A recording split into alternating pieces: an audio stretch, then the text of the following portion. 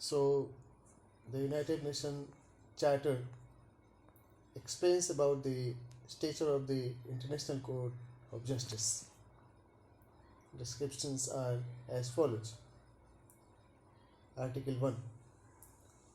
The International Court of Justice, established by the Charter of the United Nations as the principal judicial organ of the United Nations, shall be constituted and shall function in accordance with the provisions of the present statute. Chapter 1. Organization of the Court. Article 2. The court shall be composed of a body of independent judges, elected regardless of their nationality, from among persons of high moral character who possess the qualifications required in their respective countries for appointment to the highest judicial offices, or are jurisconsult of recognized competence in international law. Article 3, Para 1. The court shall consist of 15 members, no two of whom may be nationals of the same state. Number 2. A person who for the purpose of membership in the court could be regarded as a national of more than one state shall be deemed to be a national of the one in which he ordinarily exercises civil and political rights. Article 4, Para 1 reads as: the members of the court shall be elected by the General Assembly and by the Security Council from a list of persons nominated by the national groups in the Permanent Court of Arbitration in accordance with the following provisions. Para 2. In the case of members of the United Nations not represented in the Permanent Court of Arbitration, candidates shall be nominated by national groups appointed for this purpose by their governments under the same court conditions as those prescribed for members of the Permanent Court of Arbitration by Article 44 of the Conventions of the Hague of 1907 for the Pacific settlements of international disputes. Para 3. The conditions under which a state which is a party to the present stature but is not a member of the United Nations may participate in electing the members of the court shall, in the absence of a special agreement, be laid down by the General Assembly upon recommendations of the Security Council. Article 5, Para 1. At least 3 months before the date of the election, the Secretary General of the United Nations shall address a written request to the members of the Permanent Court of Arbitration belonging to the states which are parties to the present stature and to the members of the national groups appointed under Article 4, Paragraph 2, inviting them to undertake within a given time by national groups the nomination of persons in a position to accept the duties of the members of the court. Para 2. No group may nominate more than 4 persons, not more than 2 of whom shall be of their own nationality. In no case may the number of candidates nominated by a group be more than double the number of seats to be filled. Article 6. Before making these nominations, each national group is recommended to consult its highest court of justice, its legal faculties and schools of law, and its national academies and national sections of international academies devoted to the study of law. Then Article 7 reads as: the Secretary General shall prepare a list in alphabetical order of all the persons thus nominated, save as provided in Article 12, Paragraph 2, these shall be the only persons eligible. Para 2. The Secretary General shall submit this list to the General Assembly and to the Security Council. Article 8. The General Assembly and the Security Council shall proceed independently of one another to elect the members of the court. Article 9. At every election, the elector shall bear in mind not more than the persons to be elected should individually possess the qualifications required, but also that in the body as a whole the representation of the main forms of civilization and of the principal legal system of the world should be assured. Article 10.1. Those candidates who obtain an absolute majority of votes in the General Assembly and in the Security Council shall be considered as elected. 2. Any vote of the Security Council, whether for the election of judges or for the appointments of members of the conference investigated in the Article 12, shall be taken without any distinction between permanent and non-permanent members of the Security Council. 3.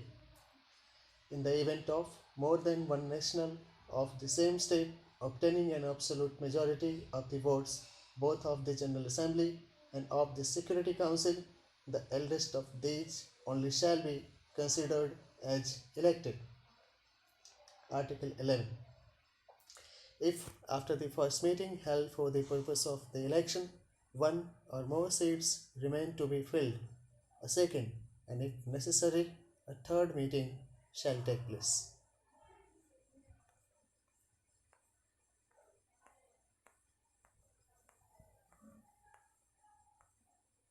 Article 12.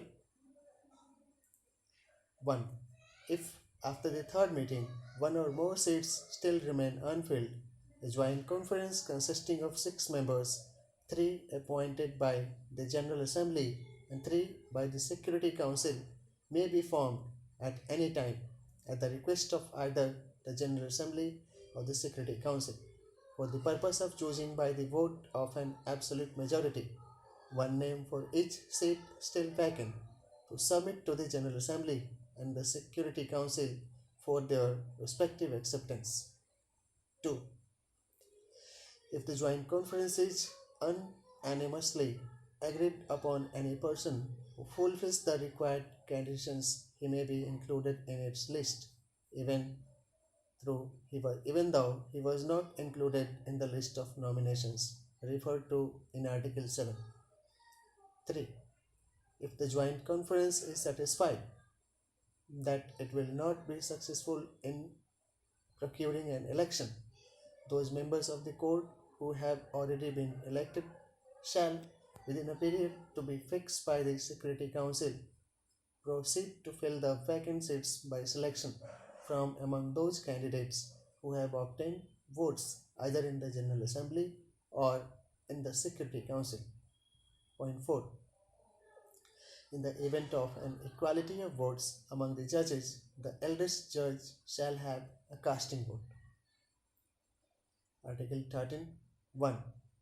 The member of the court shall be elected for 9 years and may be re-elected, provided, however, that of the judges elected at the first election, the term of 5 judges shall expire at the end of 3 years, and the term of 5 more judges shall expire at the end of 6 years. 2. The judges whose terms are to expire at the end of the above-mentioned initial periods of 3 and 6 years shall be chosen by lot to be drawn by the Secretary General immediately after the first election has been completed. Number 3. The member of the court shall continue to discharge their duties until their places have been filled. Thou replaced, they shall finish any case which they may have begun. Point 4. In the case of the resignation of a member of the court, the resignation shall be addressed to the President of the court for transmission to the Secretary General. This last notification makes the place vacant. Article 14. Vacancies shall be filled by the same methods as that laid down for the first election, subject to the following provisions. The Secretary General shall, within 1 month of the occurrence of the vacancy, proceed to issue the invitations provided for in Article 5, and the date of the election shall be fixed by the Security Council. Article 15. A member of the court elected to replace a member whose term of office has not expired shall hold office for the remainder of his predecessor's term. Article 16.1. No member of the court may exercise any political or administrative function or engage in any other occupations of a professional nature. 2. Any doubt on this point shall be settled by the decisions of the court. Article 17(1). No member of the court may act as agent, counsel, or advocate in any case. 2. No member may participate in the decision of any case in which he has previously taken part as agent, counsel, or advocate for one of the parties, or as a member of a national or international court, or of a commission of inquiry, or in any other capacity. 3. Any doubt on this point shall be settled by the decision of the court.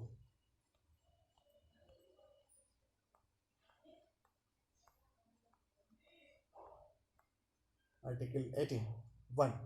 No member of the court can be Article 18(1). No member of the court can be dismissed unless in an unanimous opinion of the other members he has ceased to fulfill the required conditions. 2. Formal notifications thereof shall be made to the Secretary General by the Registrar. 3. This notification makes the place vacant. Article 19. The member of the court, when engaged on the business of the court, shall enjoy diplomatic privileges and immunities. Article 20. Every member of the court shall, before taking up his duties, make solemn declarations in open court that he will exercise his powers impartially and conscientiously. Conscientiously. Conscientiously. Article 21. The court shall elect its president and vice president for 3 years. They may be re-elected. 2. The court shall appoint its registrar and may provide for the appointment of such other officers as may be necessary. Article 2022. 1. The seat of the court shall be established at The Hague. This, however, shall not prevent the court from sitting and exercising its functions elsewhere whenever the court considers it desirable. 2. The president and the registrar shall reside at the seat of the court. Article 23. 1. The court shall remain permanently in session except during the judicial vacations, to dates and duration of which shall be fixed by the court. Members of the court are entitled to periodically the dates and duration of which shall be fixed by the court, having in mind the distance between the Hague and the home of its judges. 3. Members of the court shall be bound, unless they are on leave or prevented from attending by illness or other serious reasons duly explained to the President, to hold themselves permanently at the disposal of the court. Article 24. 1. If, for some special reason, a member of the court considers that he should not take part in the decision of a particular case, he shall so inform the President. 2. If the President considers that, for some special reason, one of the members of the court should not sit a particular case, he shall give him notice accordingly. 3. If in any such case the member of the court and the President disagree, the matter shall be settled by the decisions of the court. Article 25. 1. The full court shall sit except when it is expressly provided otherwise in the present Stature. 2. Subject to the conditions that the number of judges available to constitute the court is not thereby reduced below 11. The rules of the court may provide for allowing one or more judges, according to the circumstances and in rotation, to be dispensed from sitting. 3. A quorum of 9 judges shall suffice to constitute the court. Article 26. 1. The court may from time to time, from one or more chambers composed of 3 or more judges, as the court may determine, for dealing with particular categories of cases, for example, labor cases and cases relating to transit and communications. 2. The court may at any time form a chamber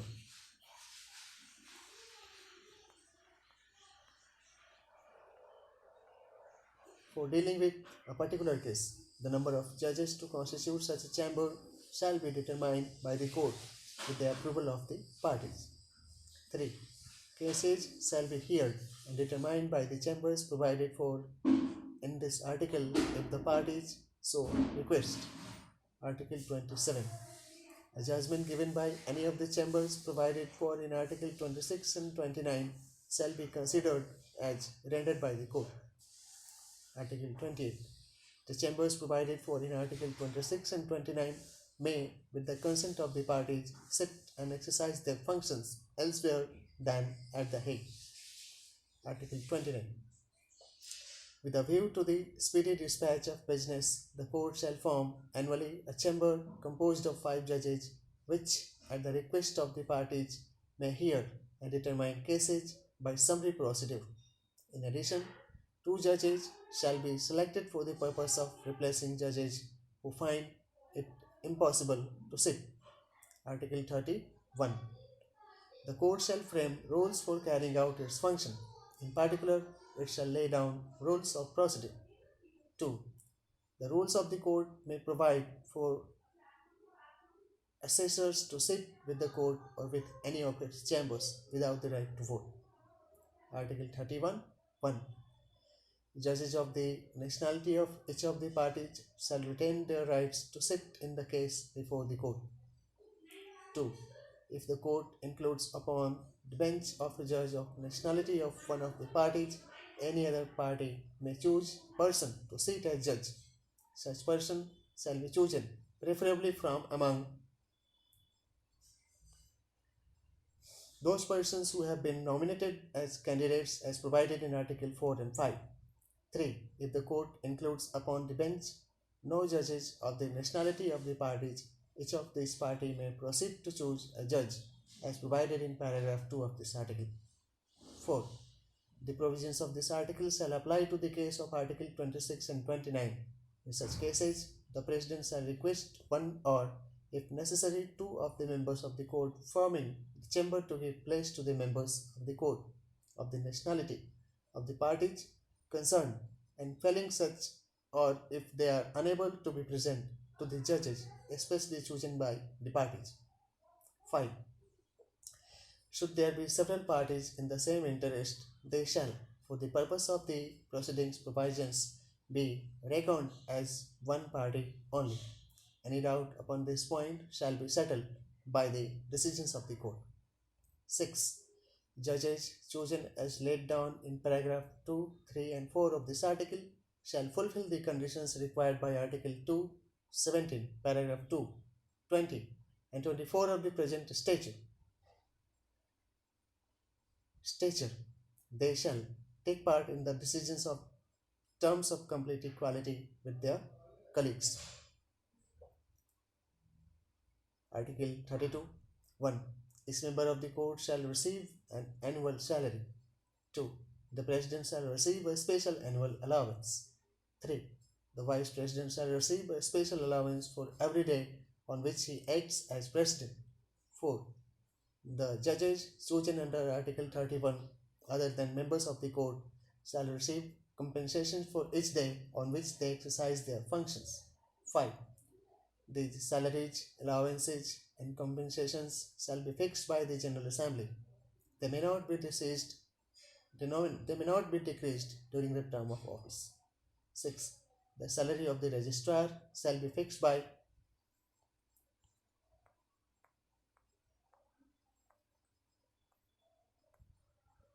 the General Assembly on the proposal of the court.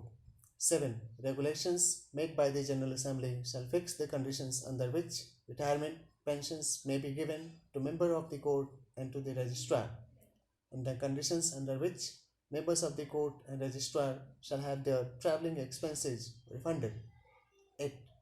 The above salaries, allowances, and compensations shall be free of all taxation. Article 33. The expenses of the court shall be borne by the United Nations in such a manner as shall be decided by the General Assembly. Chapter 2. competence of the code. Article 34 1. Only states may be parties in cases before the court. 2.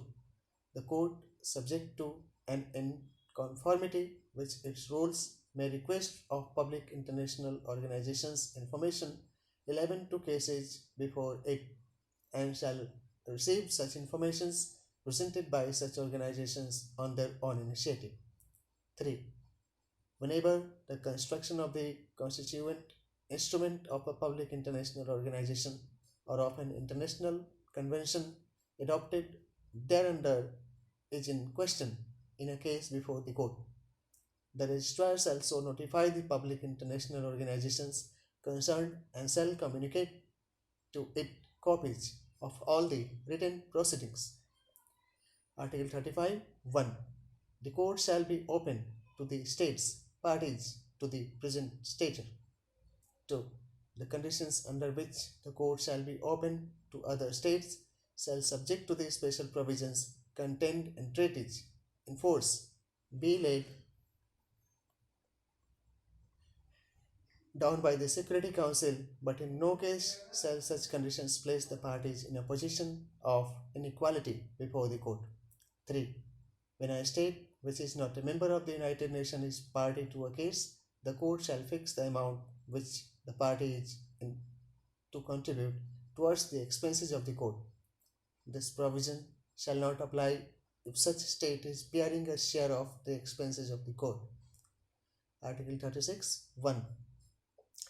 The jurisdiction of the court comprises all cases which the parties refer to it and all matters especially provided for in the Charter of the United Nations or in treaties and conventions in force.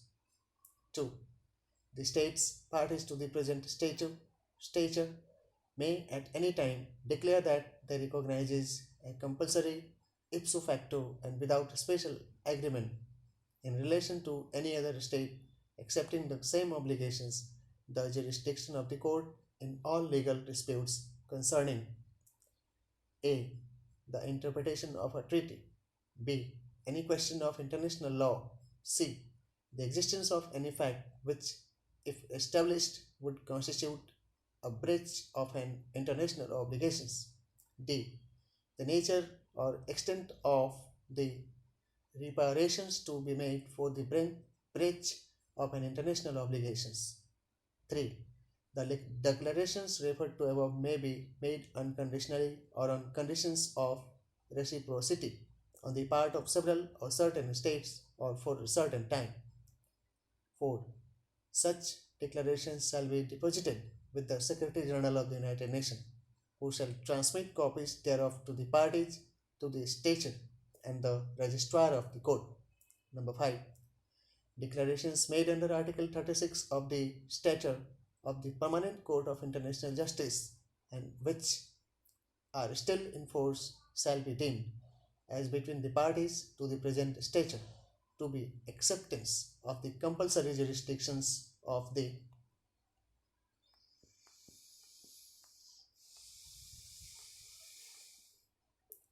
International Court of Justice for the period which they still have to run and in accordance with their terms. 6. In the event of a dispute as to whether the court has jurisdictions, the matter shall be settled by the decisions of the court. Article 37. Whenever a treaty or conventions in force provides for reference of a matter to a tribunal to have been instituted by the League of Nations or to the Permanent Court of International Justice, the matter shall, as between the parties to the present stature, be referred to the International Court of Justice. Article 38. 1. The court, whose function is to decide in accordance with international law such disputes as are submitted to it, shall apply a. International conventions, whether general or particular, established rules expressly recognized by the contesting states. b. International custom as evidence of a general practice accepted as law. c. The general principle of law recognized by civilized nations. d. Subject to the provisions of Article 59 judicial decisions, and the teachings of the most highly qualified publicists of the various nations as subsidiary means for the determination of rules of law. 2. These provisions shall not prejudice the power of the court to decide a case ex equo et bono if the parties agrees thereto. Chapter 3. Procedure. Article 39. 1. The official language of the court shall be French and English. If the parties agrees that the case shall be conducted in French, the judgment shall be delivered in French. If the parties agrees that the case shall be conducted in English, the judgment shall be delivered in English. 2. In the absence of an agreement as to which language shall be employed, each party may, in the pleading, use the language which it prefers. The decision of the court shall be given in French and English. In this case, the court shall at the same time determine which of the two texts shall be considered as authoritative. 3. The court shall, at the request of any party, authorize language other than French or English to be used by the party. Article 41. Cases are brought before the court as the case may be, either by the notifications of the special agreements or by a written application addressed to the registrar. In either case, the subject of the dispute and the parties shall be indicated. 2. The registrar shall forthwith communicate the application to all concerned. 3. He shall also notify the members of the United Nations through the Secretary General and also any other states entitled to appear before the court. Article 41. 1. The court shall have the power to indicate, if it considers that circumstances so require, any provisional measures which ought to be taken to preserve the respective right of either party. 2. Pending the final decisions, notice of the measures suggested shall be forthwith be given to the parties and to the Security Council. Article 42. 1. The parties shall be represented by agents. 2. They may have the assistance of counsel or advocates before the court. 3. The agents, counsel, and advocates of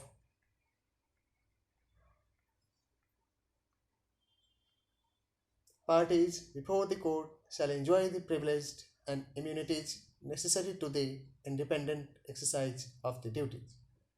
Article 43. 1. The procedure shall consist of two parts, written and oral. 2. The written proceedings shall consist of the communication to the court and to the parties of memorials, counter memorials, and if necessary, replies, also all papers and documents in support. 3. These communications shall be made through the registrar in the order and within the time fixed by the court. 4. A certified copy of every document produced by one party shall be communicated to the other party. 5. The oral proceedings shall consist of the hearing by the court of witnesses, experts, agents, counsel, and advocates. Article 44. 1. For the service of all notices upon persons other than the agents, counsel, and advocates, the court shall apply direct to the government of the state upon whose territory the notice has to be served. 2. The same provisions shall apply whenever steps are to be taken to procure evidence on the spot. Article 45. The hearing shall be under the control of the President, or if he is unable to preside, of the Vice President. If neither is able to preside, the senior judge present shall preside. Article 46. The hearing in court shall be public unless the court shall decide otherwise or unless the parties demand that the public be not admitted. Article 47 1. Minutes shall be made at each hearing and signed by the registrar and the president. 2. These minutes alone shall be authentic. Article 41.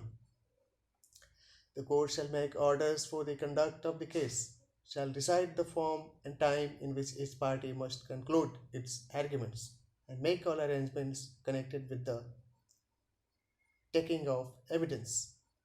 Article 49.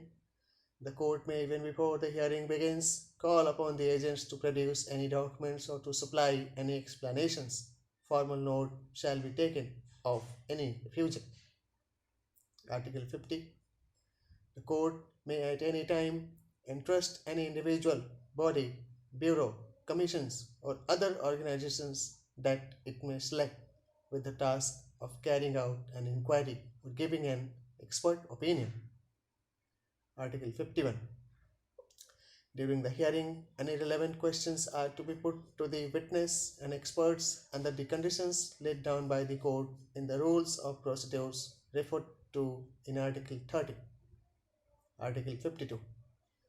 After the court has received the proofs and evidences within the time specified for the purpose, it may refuse to accept any further oral or written evidences that one party may desire to present unless the other side consents. Article 53. Whenever one of the parties does not appear before the court or fails to defend its case, the other party may call upon the court to decide in favor of its claims.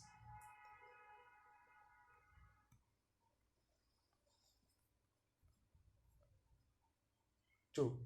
The court must, before doing so, satisfy itself not only that it has jurisdiction in accordance with Article 36 and 37, but also that the claim is well founded in fact and law. Article 54 1. When subject to the control of the court, the agents, counsel, and advocates have completed their presentation of the case, the President shall declare the hearing closed. 2. The court shall withdraw to consider the judgment. 3. The deliberations of the court shall take place in private and remain secret. Article 55. All questions shall be decided by a majority of the judges present. 2. In the event of an inequality of votes, the president or the judge who acts in his place shall have a casting vote. Article 56 1. The judgment shall state the reasons on which it is based. 2. It shall contain the names of the judge who have taken part in the decision. Article 57. If the judgment does not represent in whole or in part the unanimous options of the judges, any judge shall be entitled to deliver a separate opinion. Article 58. The judgment shall be signed by the President and by the Registrar. It shall be read in open court, due notice having been given to the agents. Article 59. The decision of the court has no binding force except between the parties and in respect of that particular case. Article 60. The judgment is final and without appeal. In the event of dispute as to the meaning of the scope of the judgment, the court shall construe it upon the request of any party. Article 61 1. An application for revision of a judgment may be made only when it is based upon the discovery of some fact of such a nature as to be decisive factor, which fact was, when the judgment was given, unknown to the court and also to the party claiming revision, always provided that such ignorance was not due to negligence. 2.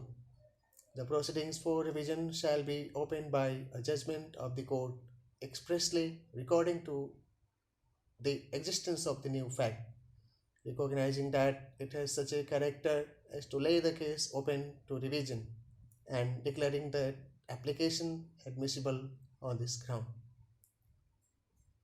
3. The court may require previous compliance with the terms of the judgment before it admits proceedings revision. 4. The application for revision must be made at least within 6 months of the discovery of the new fact. 5. No application for revision may be made after the lapse of 10 years from the date of the judgment. Article 62. 1. Should a state consider that it has an interest of a legal nature which may be affected by the decision in the case, it may submit a request to the court to be permitted to intervene. 2. It shall be for the court to decide upon this request. Article 63. 1.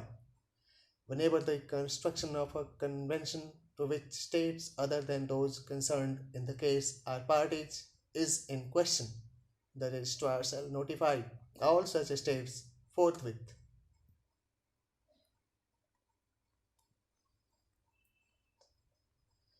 2. Each state so notified has the right to intervene in the proceedings, but if it used this right, the construction given by the judgment will be equally binding upon it. Article 64. Unless otherwise decided by the court, each party shall bear its own cost. Chapter 4. Advisory Opinion. Article 65. 1.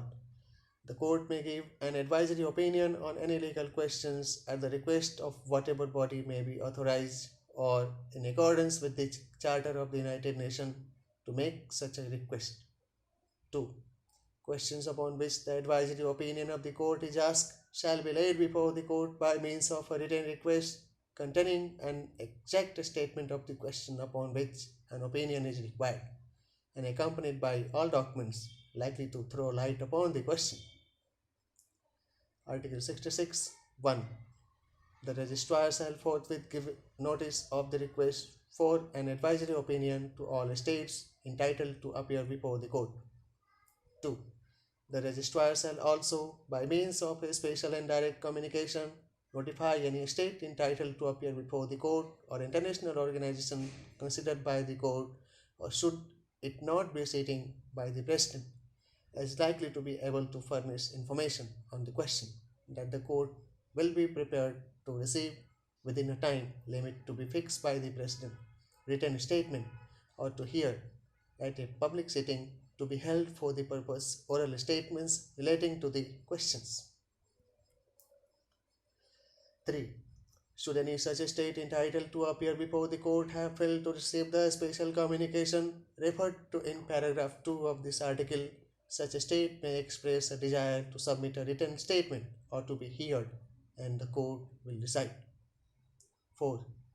States and organizations having presented written or oral statement or both shall be permitted to comment on the statements made by other states or organizations in the form, to the extent and within the time limits which the court, or should it not be sitting, the president shall decide in each particular case. Accordingly, the registrar shall in due time communicate any such written statements to states and organizations having submitted similar statements. Article 67. The court shall deliver its advisory opinion in open court, notice having been given to the Secretary General and to the representatives of members of the United Nations, of other states, and of international organizations immediately concerned. Article 68. In the exercise of its advisory functions,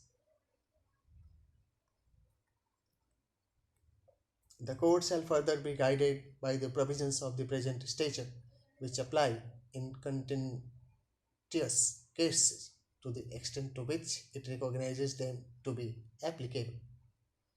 Chapter 5. Amendments. Article 69.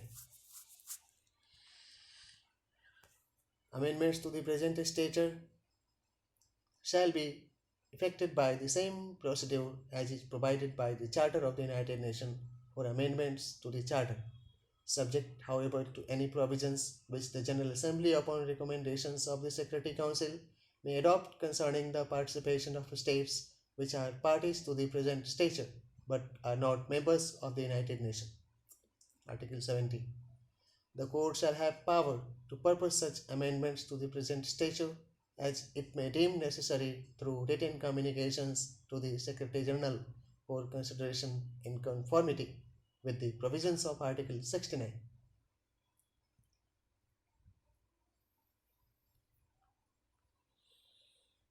So these are the references, like it was uh, documented for China, for Chile. These are the related testimonials about submission.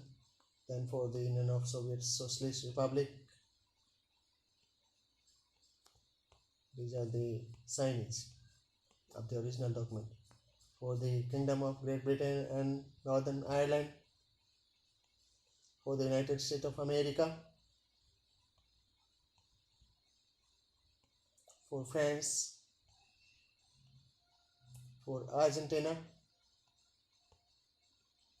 for Australia, for the Kingdom of Belgium, for Bolivia, for Brazil, for the Belarusian Soviet Socialist Republic, for Canada, for Chile,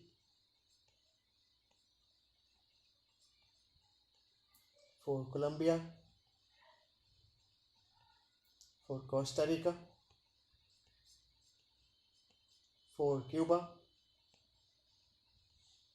for Czechoslovakia, for Denmark, for the Dominican Republic, for Ecuador, for Egypt, for El Salvador, for Ethiopia, for Greece, for Guatemala, for Haiti, for Honduras, for India,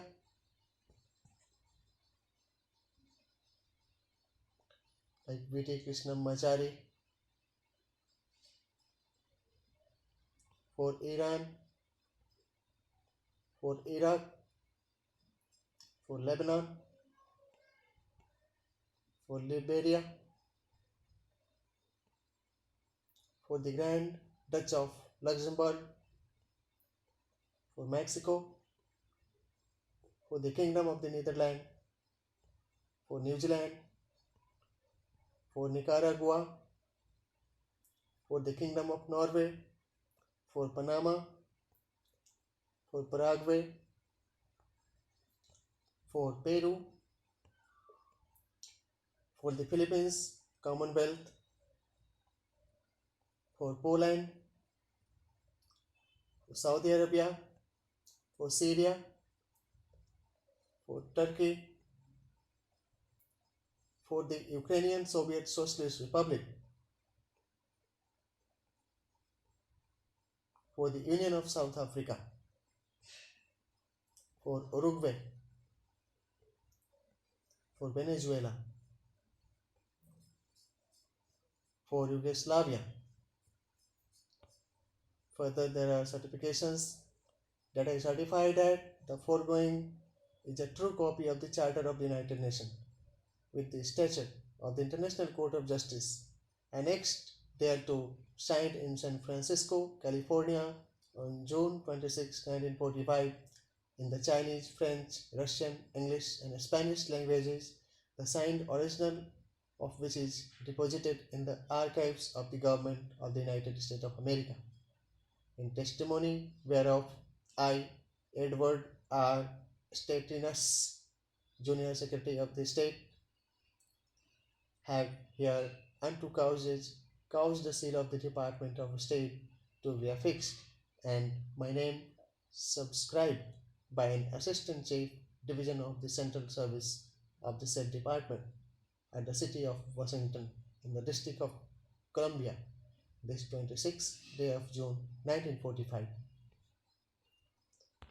So in this manner, the Union Charter was developed and adopted for peace reconciliations, and its member states should abide by the given principles.